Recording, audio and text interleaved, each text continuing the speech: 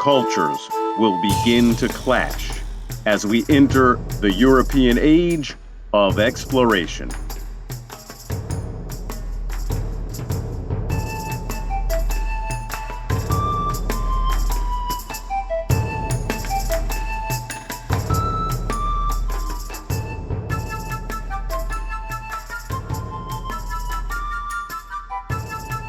We begin our study of European exploration in, well, Africa, of course.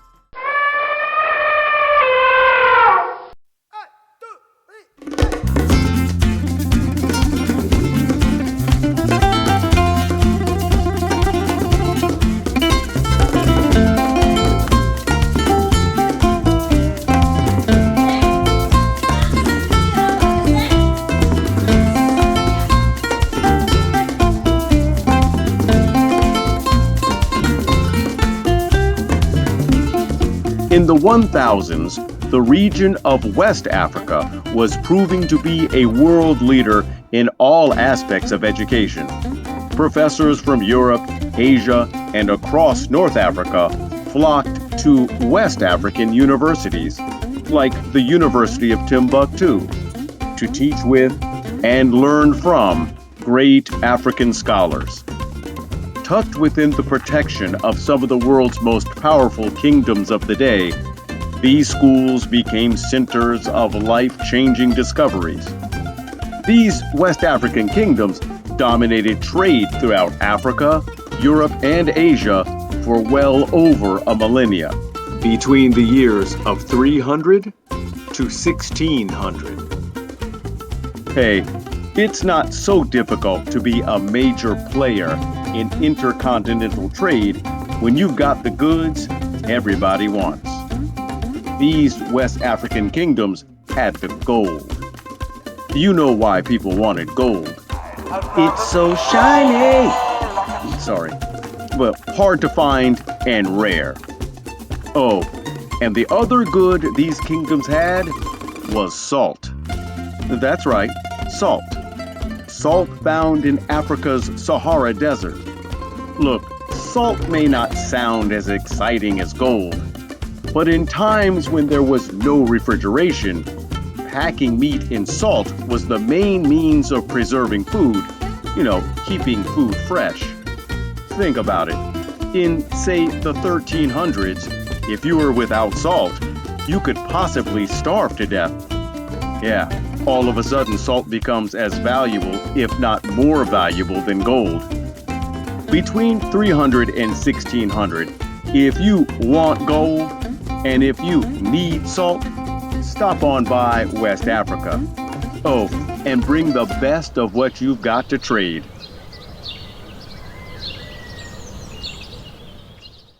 These West African kingdoms were first Ghana, reaching its most powerful point around the year 1000. Then Mali, arriving at its golden age around 1300. And finally Songhai, which arrived at its zenith around the year 1500.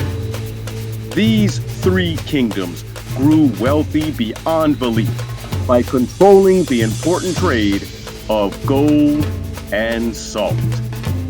Ever wonder who the richest person to walk planet Earth was? No, not me. And it's not Bill Gates either. It was Mansa Musa, the king who ruled the Mali Empire during the 1300s. Mansa Musa was also the great-nephew of King Sundiata, also known as the Lion King. You may be slightly familiar with the cartoon version of his life story. Yeah, I don't know it either. Musa was a follower of Islam and a Muslim. He was required to take a religious trip or pilgrimage to the Islamic city of Mecca in Saudi Arabia to pray. On his trip across the Sahara Desert from West Africa to Mecca, he took with him 60,000 attendants, 12,000 servants, each dressed in fine Asian silk, carrying a staff of solid gold. A caravan of 100 camels helped transport over 2 tons of gold. Even the king's dogs wore gold and silver collars. During his pilgrimage, Mansa Musa gave away so much gold to the poor that he devalued gold for the next 25 years. In other words, so many people across the Sahara region had gold as a result of Mansa Musa's generosity that gold wasn't so rare anymore, therefore, not as valuable. At the center of it all was Mansa Musa, the richest person in history. Now, what does this have to do with European exploration? Well, the powers of Europe couldn't help but notice West Africa's extreme wealth. And yes, you guessed it, just like that jealous neighbor of yours, they wanted a piece of the pie.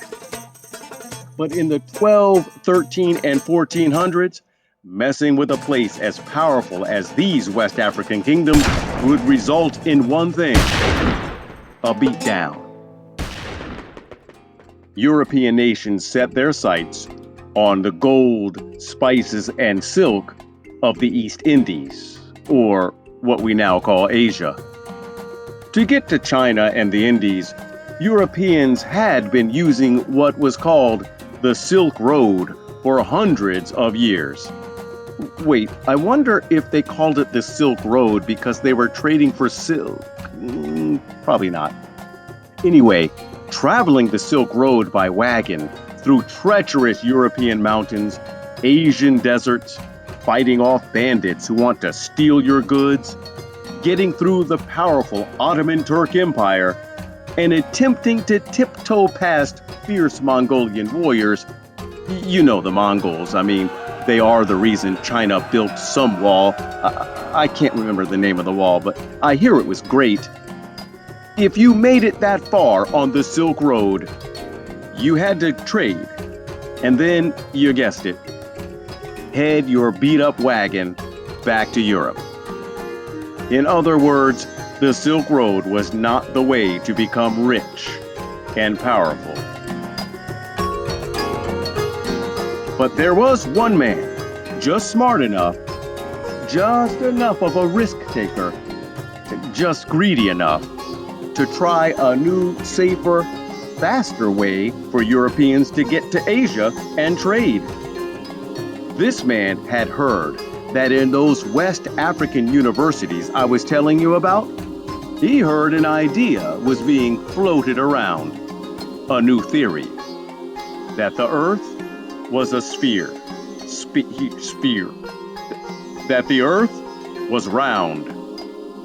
And if these African scholars were correct, you should be able to sail west of Europe and around the world, ending up east of Europe, right smack dab in Asia. A western sea route to Asia would be much faster. This was one of the original get-rich-quick schemes. Who was this man? In Italy, he was known as Cristoforo Colombo. In Spain, he was Cristobal Colon. But you may know him as Christopher Columbus. And he was praying those African mathematicians, scientists, and scholars were right. The trouble was, most of Europe wasn't so sure. And definitely, most European powers were not keen on giving Columbus money, ships, and men.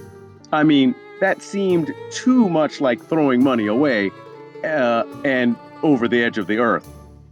Lucky for Columbus, King Ferdinand and Queen Isabella of Spain decided to take the chance. Well, it wasn't exactly their lives that could possibly plunge off the side of planet Earth. Spain gave Columbus 3 ships, some money for supplies, and left the recruitment of his crew up to Columbus.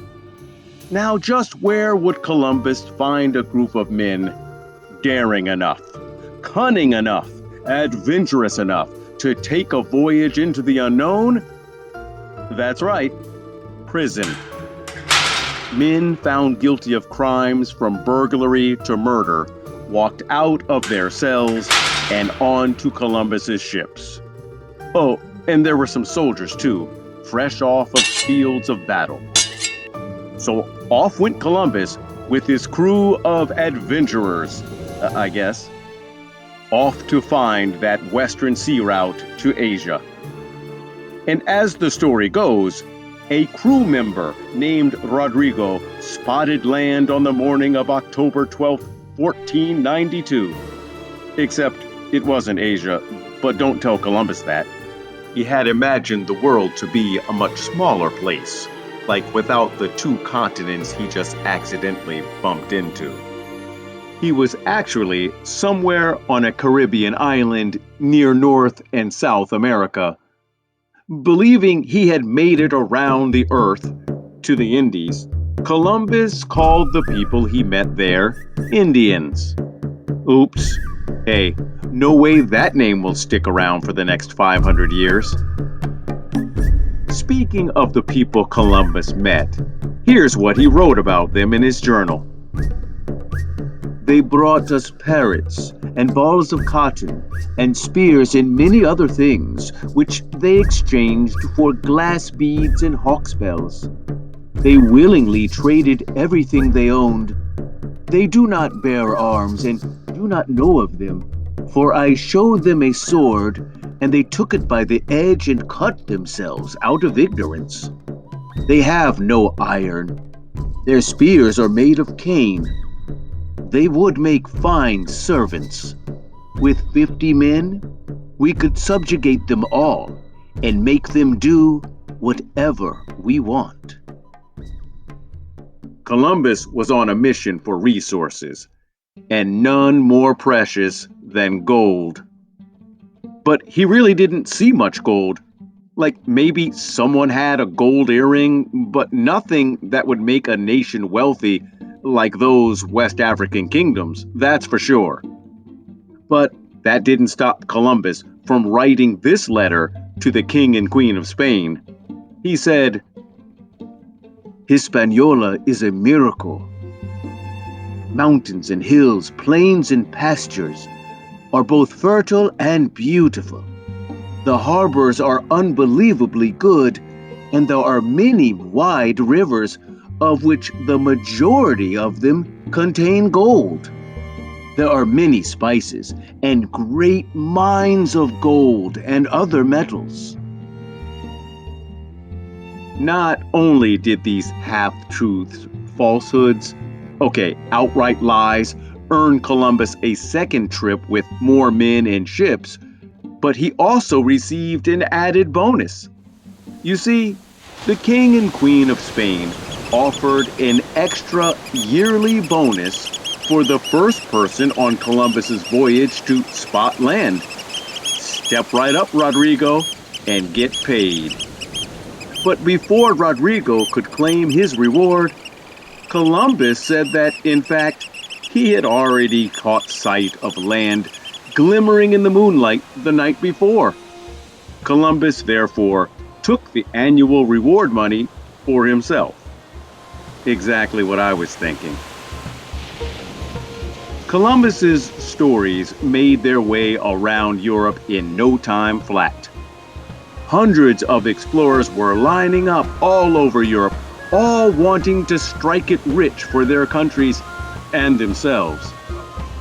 Thus, beginning Europe's age of exploration, an age that would last for more than 200 years and change the course of world history forever.